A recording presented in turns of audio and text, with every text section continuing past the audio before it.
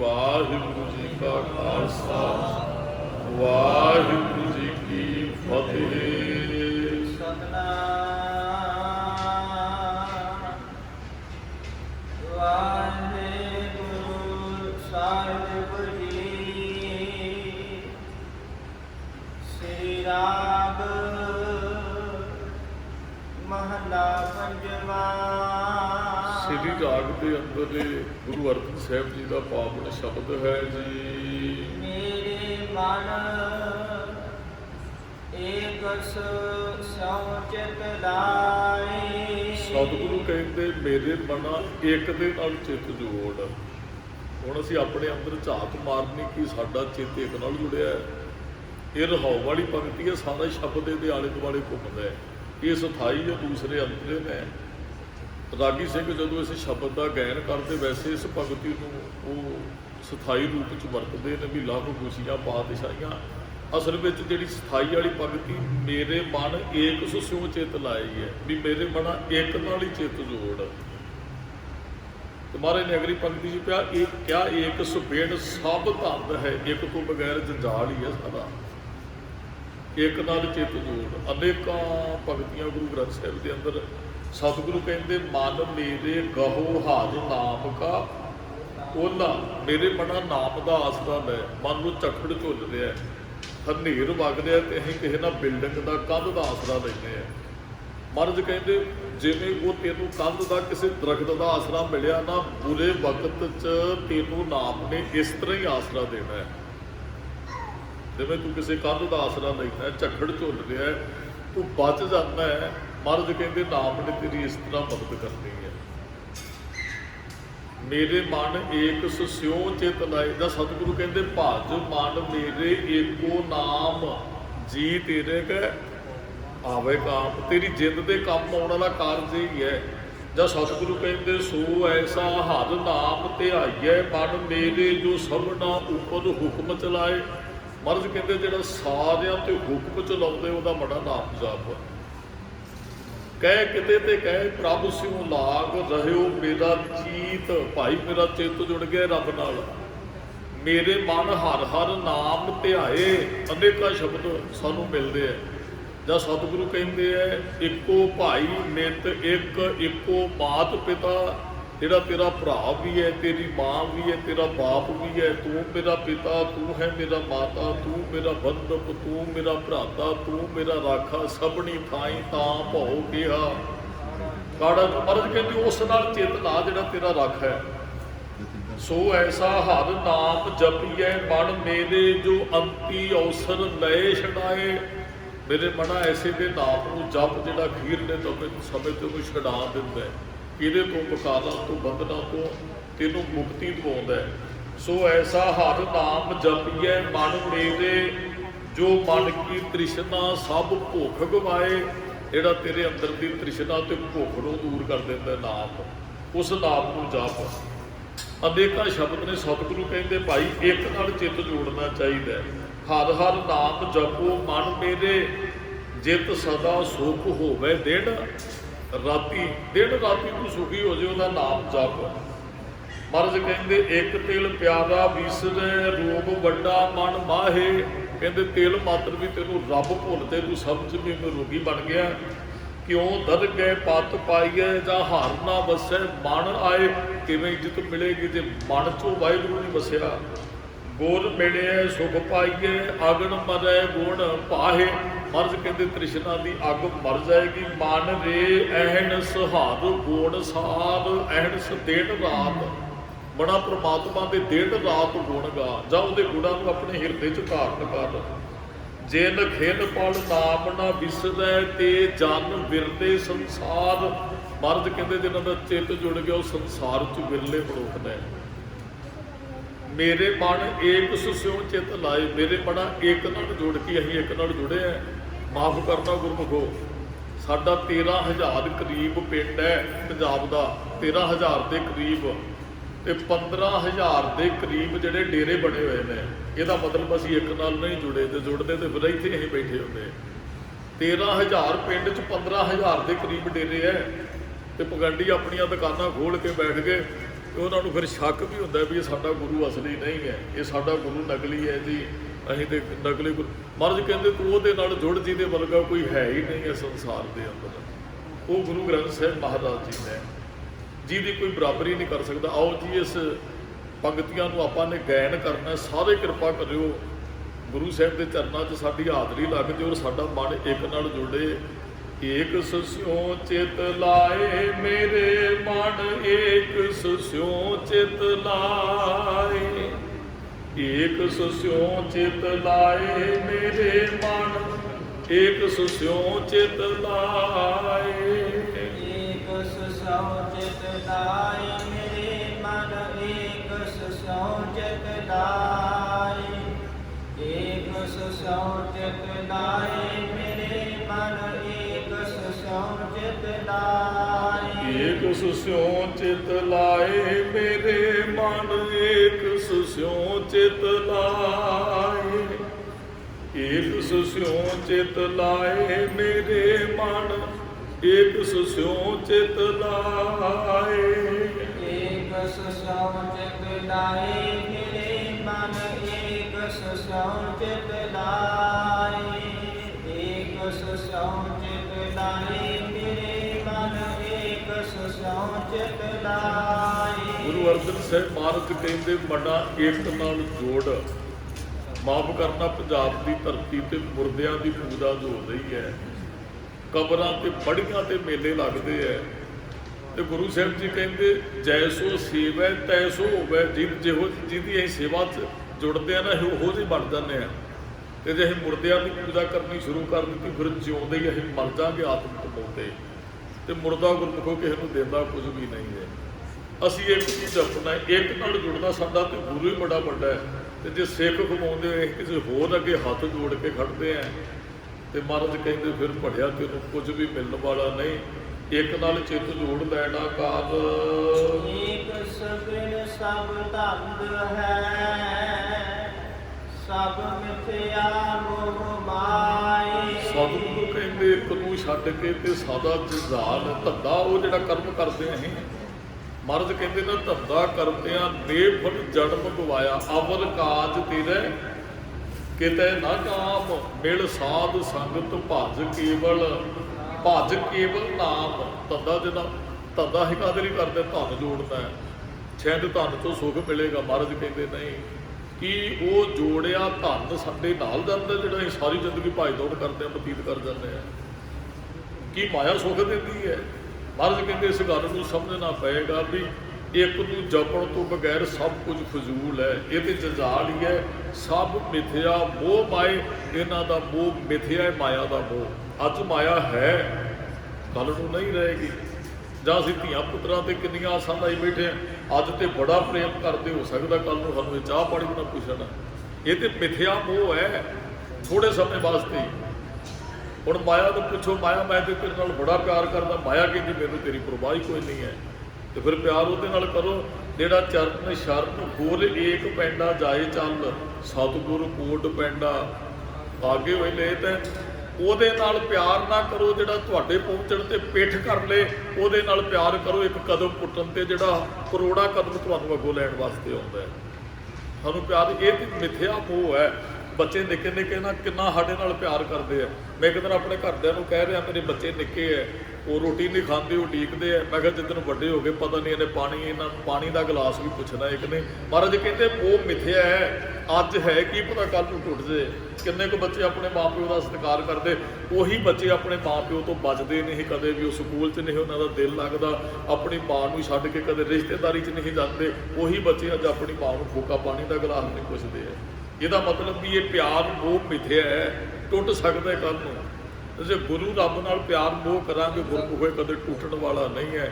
ਇਹ ਤੇ ਕਈ ਗੁਣਾ ਵੱਧ ਗੁਰੂ ਸਾਹਿਬ ਜੀ ਅੱਗੋਂ ਬਖਸ਼ਿਸ਼ ਵਰਤਾਉਂਦੇ ਹਨ। ਵਿਸ਼ਰਾਮ ਦੇ ਕੇ ਮਹਾਰਾਜ ਪਹਿਲੀ ਪੰਕਤੀ ਤੋਂ ਆਪਾਂ ਆਰੰਭ ਕਰਦੇ ਹਾਂ ਜੀ। ਸਭੇ ਭੋਗ ਪ੍ਰਾਪਤੇ ਜੇ ਆਵੇ ਇੱਕ ਹੱਥ। ਸਭ ਕਹਿੰਦੇ ਜੇ ਕਿਤੇ ਇੱਕ ਸਾਡੇ ਹੱਥ 'ਚ ਆ ਜੇ, ਇਹਦਾ ਅਰਥ ਪਤਾ ਕੀ ਹੈ ਵੀ ਜੇ ਇੱਕ ਸਾਨੂੰ ਕਿਤੇ ਮਿਲ ਜੇ, ਰੱਬ ਪਰਮਾਤਮਾ ਵਾਹਿਗੁਰੂ, ਤੇ ਫਿਰ ਸਭੇ ਥੋਕ ਪ੍ਰਾਪਤੇ, ਥੋਕ ਪਦਾਰਥਾਂ ਨੂੰ ਕਹਿੰਦੇ ਆ। ਕਹਿੰਦੇ ਪਦਾਰਥ ਥੋਕ 'ਚ ਮਿਲਣਗੇ ਸਾਨੂੰ। ਆ ਥੋਕ ਦੀ ਦੁਕਾਨ ਤੁਹਾਨੂੰ ਮਿਲੇਗੀ ਨਾ, ਛੋਟੇ ਵਪਾਰੀ ਥੋਕ ਦੀ ਦੁਕਾਨ ਤੋਂ ਸਮਾਨ ਖਰੀਦਦੇ ਆ, ਉਹ ਫਿਰ ਅੱਗੇ ਆ ਕੇ ਪ੍ਰੋਫਿਟ ਲੈਂਦੇ ਆ, ਉਹ ਵੇਚਦੇ ਆ। ਤੇ ਮਹਾਰਾਜ ਕਹਿੰਦੇ ਆ ਥੋਕ ਦੀ ਦੁਕਾਨ ਹੈ ਕਿ ਗੁਰੂ ਸਾਹਿਬ ਤੋਂ ਅਸੀਂ ਕੁਝ ਮੰਗਿਆ, ਕਿ ਸਾਡੇ ਤੋਂ ਗੁਰੂ ਸਾਹਿਬ ਨੇ ਕੁਝ ਮੰਗਿਆ। ਇੱਥੇ ਦੇਣਾ ਕੀ ਪੈਂਦਾ ਹੈ? ਭਾਵਨਾ, ਪ੍ਰੇਮ। ਤੇ ਮਿਲਦਾ ਕੀ ਹੈ? ਜੋ ਮੰਗੈ ਠਾਕੁਰ ਆਪਣੇ ਤੇ ਸੋਈ ਸੋਈ ਦੇਵੈ। ਚਾਰ ਪਦਾਰਥ ਜੇ ਕੋ ਮੰਗੈ, ਜੇ ਕੋਈ ਇੱਛਾ ਰੱਖਦਾ ਹੈ ਤਾਂ ਸਾਧ ਜਨਾ ਕੀ ਸੇਵਾ। ਇੱਥੇ ਇਹ ਨਹੀਂ ਕਿਹਾ ਵੀ ਇੰਨਾ ਕੁਝ ਦੇ ਦੇ ਸਾਧੂ, ਕਹਿੰਦੇ ਸੇਵਾ 'ਚ ਜੁੜ ਜੇ ਸਾਰਾ ਕੁਝ ਮਿਲ ਜਾਂਦਾ ਹੈ। ਇੱਕ ਕੰਪਲੀਟ ਜੀਵਨ ਹੈ ਜਿਹਦੇ ਕੋਲ ਚਾਰ ਪਦਾਰਥ ਨੇ, ਧਰਮ, ਅਰਥ, ਕਾਮ ਤੇ ਭੋਗ, ਸਾਰਿਆਂ ਕੋਲ ਨਹੀਂ ਹੁੰਦੇ ਹੈ। ਤੇ ਮਹਾਰਾਜ ਕਹਿੰਦੇ ਇਹ ਥੋਕ ਹੈ, ਤੇ ਇੱਥੇ ਕਦੀ ਕੁਝ ਮੰਗਿਆ ਗੁਰੂ ਸਾਹਿਬ ਨੇ? ਹਾਂ, ਜੇ ਅਸੀਂ ਕਿਸੇ ਡੇਰੇਵਾਦ ਕੋਲ ਜਾਵਾਂਗੇ, ਉਹ ਕਹਿੰਦੇ ਭਾਈ 50,000 ਰੁਪਈਆ ਦੇ ਦੇ, ਆ ਤੇਰਾ ਕਾਰਜ ਕਰ ਦਿਆਂਗੇ, ਲੱਖ ਰੁਪਈਆ ਦੇ। ਅਸੀਂ ਠੱਗੇ ਵੀ ਜਾਂਦੇ ਹਾਂ, ਕਾਰਜ ਫਿਰ ਵੀ ਨਹੀਂ ਹੁੰਦਾ ਹੈ।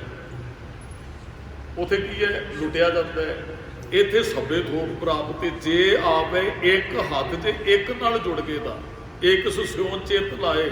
ਉਹਨੇ ਸਾਡੀ ਭਾਵਨਾ ਵੇਖਣੀ, ਉਹ ਸਾਡੀ ਜੇਬ ਵੱਲ ਨਹੀਂ ਵੇਖਣਾ। ਗੁਰੂ ਸਾਹਿਬ ਨੇ ਕਦੇ ਵੀ ਕੁਝ ਨਹੀਂ ਮੰਗਦਾ ਵੀ ਇੰਨੇ ਪੈਸੇ ਦੇਏਗਾ ਤੇ ਤੈਨੂੰ ਫਿਰ ਕੁਝ।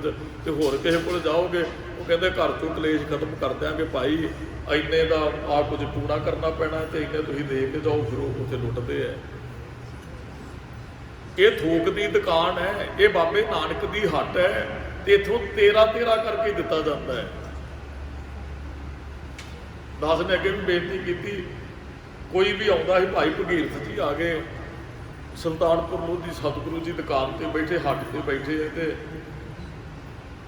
ਉਹ ਕਹਿੰਦੇ ਜੀ ਸਮਾਨ ਚਾਹੀਦਾ। ਉਹ ਬੜਾ ਪਿਆਰ ਕਰਦੇ ਹਨ ਗੁਰੂ ਸਾਹਿਬ ਦੇ ਚਰਨਾਂ 'ਚ। ਭਾਈ ਭਗੀਰਥ ਬਹੁਤ ਪਿਆਰਾ ਸਿੱਖ ਹੈ ਗੁਰੂ ਨਾਨਕ ਸਾਹਿਬ ਮਹਾਰਾਜ ਦਾ। ਉਹ ਜਦੋਂ ਆਏ ਤੇ ਭਾਈ ਪ੍ਰਧਾਨਾ ਜੀ ਦੁਕਾਨ ਤੇ ਹਿਸਾਬ ਕਿਤਾਬ ਵੇਖੋ, ਕਮਾਲ ਹੈ। ਸਤਿਗੁਰੂ ਜੁੜੇ ਨੂੰ ਕਿੰਨਾ ਕੁ ਸਤਿਕਾਰ ਦਿੰਦੇ, ਜਿਹੜਾ ਜੁੜ ਜਾਂਦਾ ਮਹਾਰਾਜ ਨਾਲ। ਹੁਣ ਹੁੰਦਾ ਕੀ ਹੈ? ਮਾਲਕ ਗੱਦੀ ਤੇ ਬੈਠਦਾ, ਨੌਕਰ ਸੌਦਾ ਤੋਲ ਕੇ ਦਿੰਦਾ ਹੈ।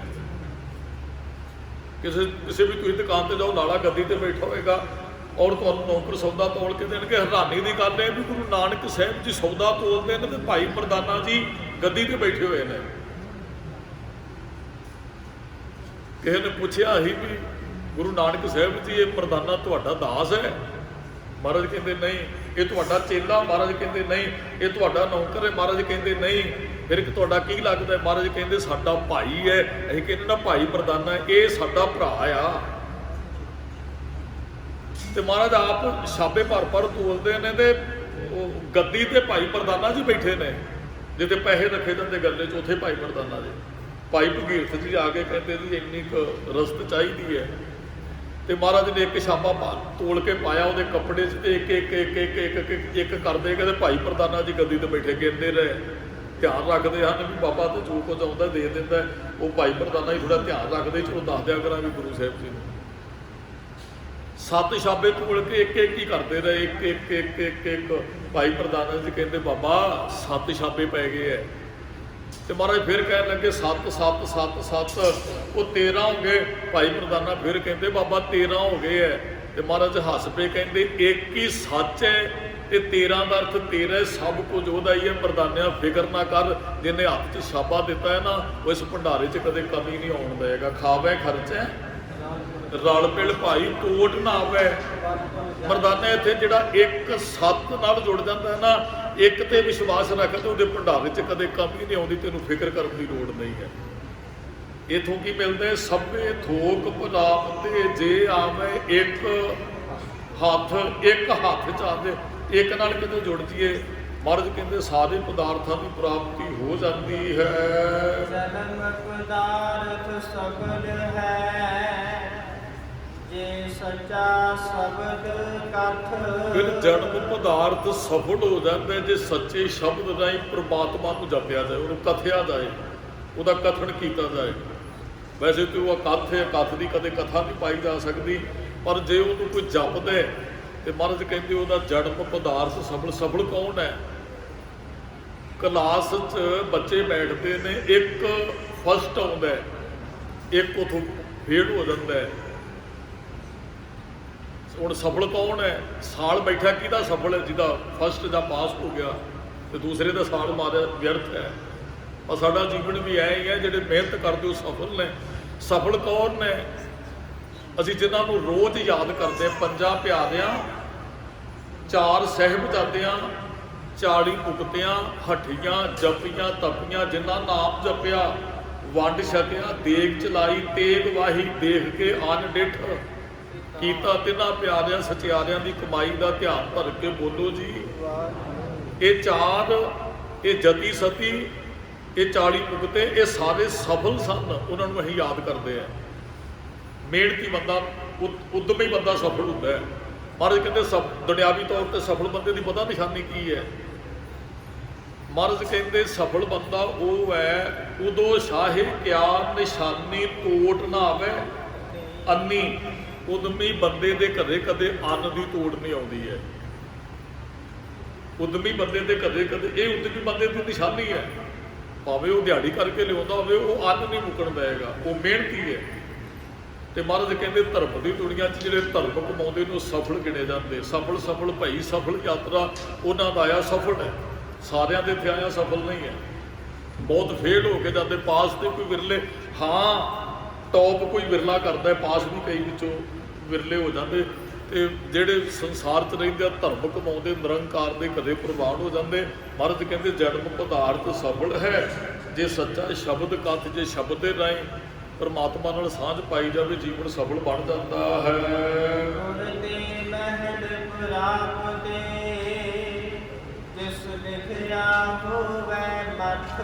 ਜਿਹਦੇ ਮੱਥੇ ਤੇ ਚੰਗਾ ਲੇਖ ਲਿਖਿਆ ਹੈ ਨਾ, ਤੇ ਮਹਾਰਾਜ ਕਹਿੰਦੇ ਉਹ ਗੁਰੂ ਤੋਂ ਇੱਕ ਮਹਿਲ ਪ੍ਰਾਪਤ ਕਰਦਾ ਹੈ। ਉਹ ਮਹਿਲ ਕੀ ਹੈ? ਰੱਬ ਦਾ ਘਰ, ਰੱਬ ਦੇ ਚਰਨ ਕਹਿ ਲਓ, ਅਸਲੀ ਟਿਕਾਣਾ। ਚਲੋ ਇਹਨੂੰ ਆਪਾਂ ਬਹੁਤ ਵਾਰੀ ਵਿਚਾਰ ਕੀਤੀ। ਨਿਜ ਘਰ ਮਹਿਲ ਪਾਵੋ ਸੁਖ ਸਹਿਜੇ, ਬਹੁਤ ਨਾ ਹੋਏਗੋ।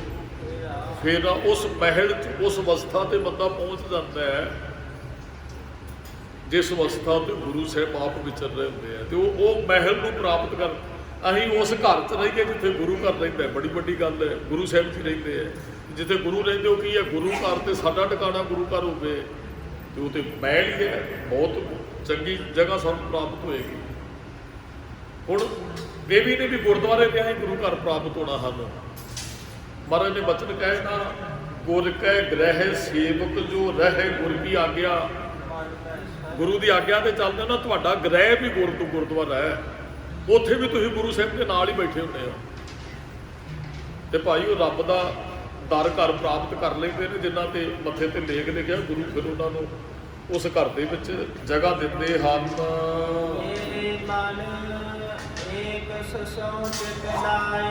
ਉਹ ਲਹਾਉ ਵਾਲੀ ਭਗਤੀ, ਮੇਰੇ ਮਨ ਇੱਕ ਨਾਲ ਚਿੱਤ ਜੋੜ ਲੈਣਾ ਕਾਜ।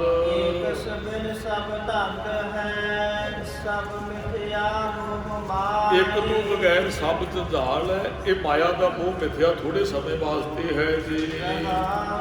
ਵਿਸ਼ਰਾਮ ਦੇ ਕੇ ਮਹਾਰਾਜ ਕਹਿੰਦੇ ਹਨ,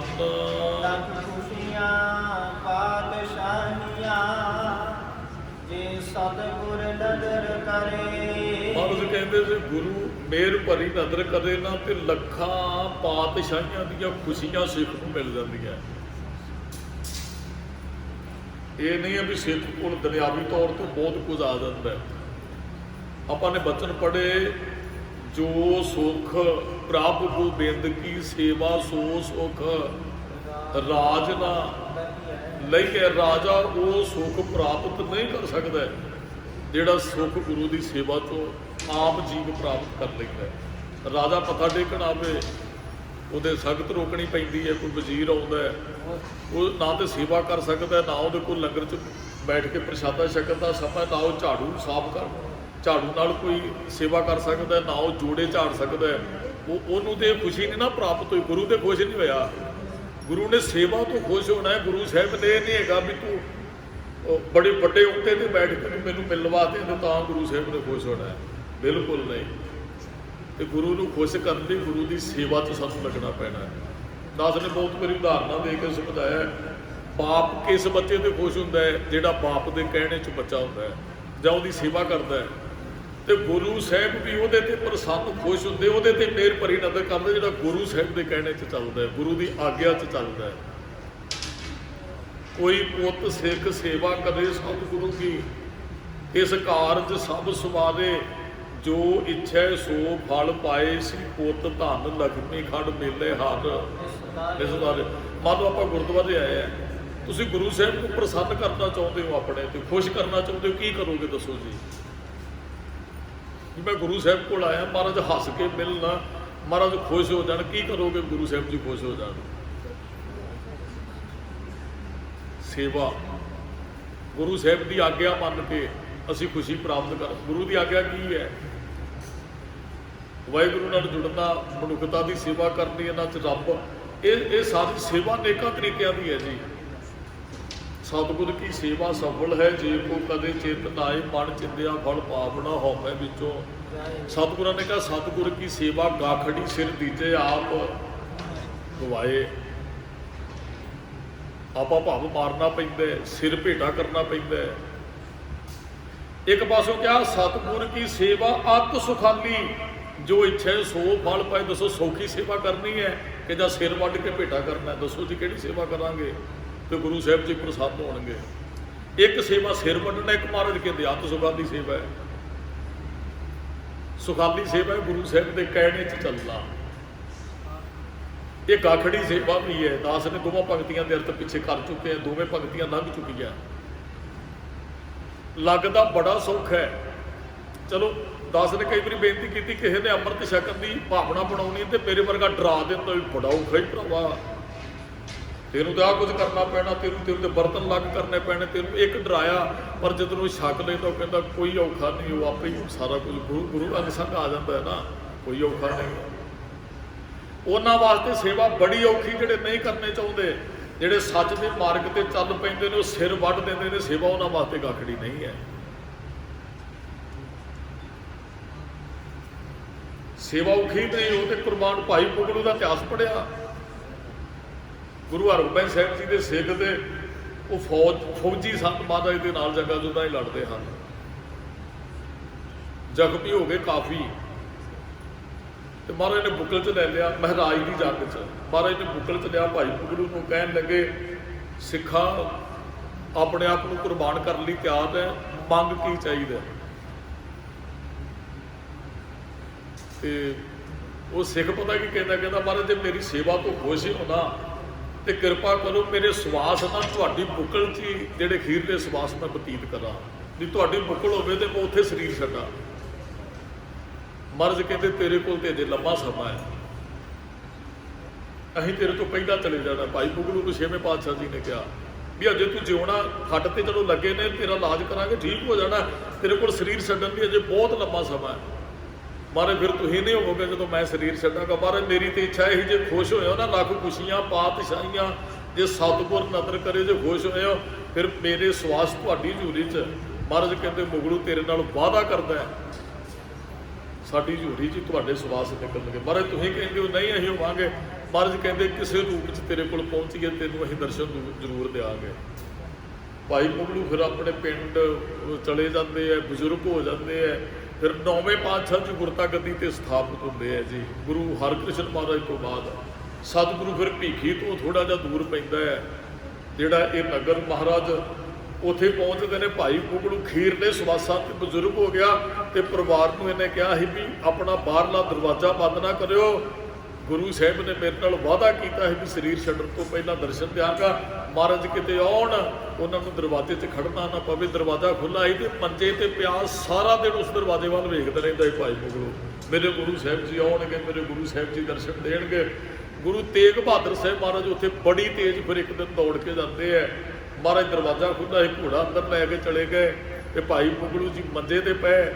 ਤੇ ਭਾਈ ਪੁਗਲੂ ਨੂੰ ਜਦੋਂ ਮਹਾਰਾਜ ਨੇ ਕਿਹਾ ਵੀ ਅਸੀਂ ਗੁਰੂ ਤੇਗ ਬਹਾਦਰ ਸਾਹਿਬ ਜੀ ਹੈ, ਤੇ ਜਦੋਂ ਮਹਾਰਾਜ ਘੋੜੇ ਤੋਂ ਉਤਰ ਕੇ ਦੇ ਨੇੜੇ ਆਏ ਨਾ, ਇਤਿਹਾਸ ਕਹਿੰਦੇ, ਕਵੀ ਸੰਤੋਖ ਸਿੰਘ ਜੀ ਕਹਿੰਦੇ ਗੁਰੂ ਤੇਗ ਬਹਾਦਰ ਸਾਹਿਬ ਦੇ ਵਿੱਚੋਂ 6ਵੇਂ ਪਾਤਸ਼ਾਹ ਦਾ ਸਰੂਪ ਨਜ਼ਰ ਆਇਆ। ਪੁੱਤਰ ਸਨ ਛੋਟੇ ਗੁਰੂ ਹਰਗੋਬਿੰਦ ਸਾਹਿਬ ਮਹਾਰਾਜ ਦੇ 5ਵੇਂ ਪੁੱਤਰ ਸਨ ਗੁਰੂ ਤੇਗ ਬਹਾਦਰ ਸਾਹਿਬ ਜੀ। ਤੇ ਗੁਰੂ ਹਰਗੋਬਿੰਦ ਸਾਹਿਬ ਦੇ ਸਰੂਪ ਦੇ 2 ਕਿਰਪਾਨਾਂ ਪਹਿਨੀਆਂ ਹੋਈਆਂ, ਮਹਾਰਾਜ ਨੇ ਕਲਗੀ ਸਜਾਈ ਹੋਈ, ਉਹ ਦਰਸ਼ਨ ਦਿੱਤੇ। ਸਤਿਗੁਰਾਂ ਨੇ ਤੇ ਸਰਾਣੇ ਖੜ ਕੇ ਕਹਿੰਦੇ ਮੁਗਲੂ ਸਰੀਰ ਤਿਆਗਣ ਦਾ ਸਮਾਂ ਆ ਗਿਆ। ਤੇ ਭਾਈ ਮੁਗਲੂ ਅੱਖਾਂ ਭੱਜ ਕੇ ਪ੍ਰੇਮ ਦੇ ਨਾਲ ਕਹਿੰਦਾ ਸਤਿਗੁਰੂ ਜੀ ਬੜੇ ਲੰਮੇ ਸਮੇਂ ਤੋਂ ਤੁਹਾਡਾ ਇੰਤਜ਼ਾਰ ਕਰ ਰਿਹਾ ਹੈ, ਤੁਸੀਂ ਬੜੀ ਬਖਸ਼ਿਸ਼ ਵਰਤਾਈ। ਮਹਾਰਾਜ ਦੀ ਬੁੱਕਲ 'ਚ ਭਾਈ ਮੁਗਲੂ ਨੇ ਫਿਰ ਆਪਣਾ ਸਰੀਰ ਤਿਆਗਿਆ। ਆਇਆ ਜਦੋਂ ਗੁਰੂ ਪ੍ਰਸੰਨ ਹੁੰਦਾ ਹੈ, ਉਹਦਾ ਅਖੀਰਲਾ ਸਮਾਂ ਗੁਰੂ ਸਾਹਿਬ ਦੀ ਬੁੱਕਲ 'ਚ ਬਤੀਤ ਹੁੰਦਾ ਹੈ। ਕੱਲਾ ਗੁਰੂ ਨੂੰ ਪ੍ਰਸੰਨ ਕਰਨ ਲਈ ਦੁਨਿਆਵੀ ਦਾਤਾਂ ਵਾਸਤੇ ਨਾ ਇਹ ਸ਼ਬਦ ਪੜ੍ਹਾਈਏ ਵੀ ਭਾਈ ਸਾਹਿਬ ਜੀ ਪੜ੍ਹ ਦਿਓ ਜੀ ਪੁੱਤਰ ਜਨਮਿਆ ਜੀ ਖੁਸ਼ੀ, ਅੱਜ ਤੇ ਪੁੱਤਰ ਜਨਮਿਆ ਖੁਸ਼ੀ, ਜੇ ਕੱਲ ਨੂੰ ਇਸੇ ਪੁੱਤਰ ਨੇ ਪਾਣੀ ਦਾ ਗਲਾਸ ਨਾ ਪੁੱਛਿਆ ਫਿਰ ਉਹ ਖੁਸ਼ੀਆਂ ਕਿੱਧਰ ਗਈਆਂ ਜੀ। ਕਈ ਵਾਰੀ ਖੁਸ਼ੀ ਵੀ ਦੁੱਖ ਰੂਪ 'ਚ ਹੋ ਜਾਂਦੀ ਹੈ। ਅਸੀਂ ਖੁਸ਼ੀ ਗੁਰੂ ਸਾਹਿਬ ਨੂੰ ਖੁਸ਼ ਕਰਨਾ ਹੈ, ਤੇ ਜੇ ਗੁਰੂ ਖੁਸ਼ ਹੈ ਤਾਂ ਖੁਸ਼ੀ ਤਾਂ ਹੀ ਹੈ ਸਾਡੇ ਜੀਵਨ ਦੇ ਅੰਦਰ। ਬਹੁਤੀਆਂ ਦਾਤਾਂ ਜਿਹੜੀਆਂ ਅਸੀਂ ਮੰਗੀਆਂ ਉਹ ਦਾਤਾਂ ਹੀ ਸਾਨੂੰ ਦੁੱਖ ਦੇਣ ਲੱਗ ਪਈਆਂ। ਉਹ ਖੁਸ਼ੀ ਥੋੜੇ ਸਮੇਂ ਦੀ ਰਹੀ ਨਾ। ਜੇ ਸਦਾ ਹੀ ਖੁਸ਼ੀ ਮੰਨਣਾ ਚਾਹੁੰਦੇ ਆ, ਸਦਾ ਹੀ ਖੇੜੇ 'ਚ, ਸਦਾ ਹੀ ਆਨੰਦ 'ਚ ਜੀਵਨ ਜਿਉਣਾ ਚਾਹੁੰਦੇ, ਫਿਰ ਗੁਰੂ ਸਾਹਿਬ ਨੂੰ ਪ੍ਰਸੰਨ ਕਰੀਏ। ਤੇ ਗੁਰੂ ਨੇ ਗੁਰੂ ਦੀ ਆਗਿਆ 'ਚ ਚੱਲਣ ਵਾਲੇ ਤੇ ਮਿਹਰਬਾਨ ਹੋਣਾ ਹੈ। ਗੁਰ ਕੀ ਟਹਿਲ ਗੁਰੂ ਕੀ ਸੇਵਾ, ਗੁਰ ਕੀ ਆਗਿਆ ਭਾਣੀ ਗੁਰੂ ਦੀ ਆਗਿਆ 'ਚ ਦਿਨ ਪਾਏਗੀ ਉਦੋਂ ਹੀ ਗੁਰੂ ਖੁਸ਼ ਹੋਏਗਾ। ਉਹਦੇ ਹੁਕਮ 'ਚ, ਉਹਦੀ ਰਜ਼ਾ 'ਚ, ਉਹਦੇ ਭਾਣੇ 'ਚ, ਉਹਦੀ ਸੇਵਾ 'ਚ ਹਾਜ਼ਰ ਰਹਾਂਗੇ ਤੇ ਗੁਰੂ ਸਾਹਿਬ ਨੇ ਖੁਸ਼ ਹੋਣਾ ਹੈ। ਤੇ ਮਹਾਰਾਜ ਕਹਿੰਦੇ ਲੱਖਾਂ ਪਾਤਸ਼ਾਹੀਆਂ ਦੀਆਂ ਖੁਸ਼ੀਆਂ ਗੁਰੂ ਉਹਦੀ ਝੋਲੀ 'ਚ ਪਾ ਦਿੰਦਾ, ਜਿਹਦੇ ਤੇ ਮਿਹਰ ਭਰੀ ਨਜ਼ਰ ਕਰ ਦਿੰਦਾ ਹੈ ਜੀ।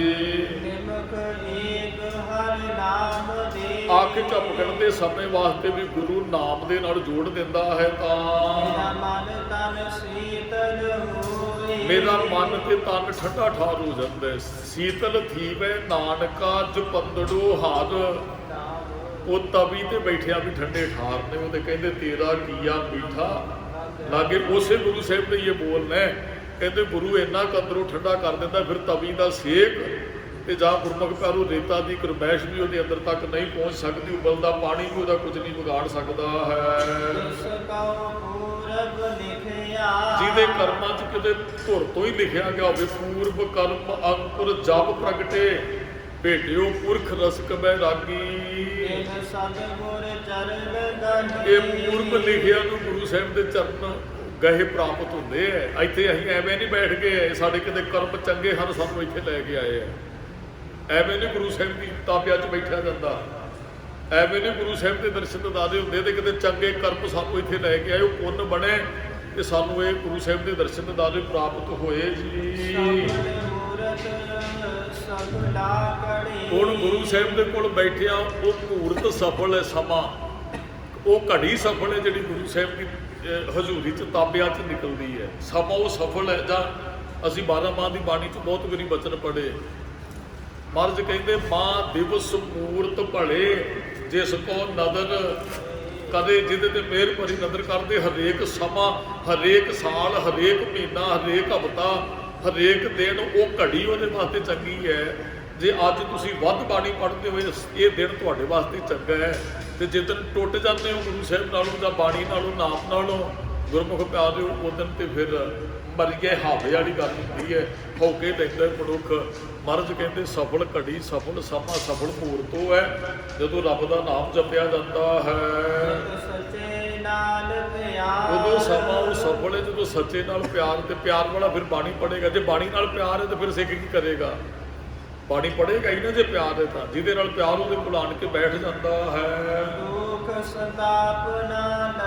ਮਹਾਰਾਜ ਕਹਿੰਦੇ ਬਾਣੀ ਪੜ੍ਹਨ ਵਾਲੇ ਨੂੰ ਦੁੱਖ ਤੇ ਕਲੇਸ਼ ਨਹੀਂ ਫਿਰ ਲੱਗਦਾ ਜੀ, ਵਿਆਪਦਾ ਹੈ।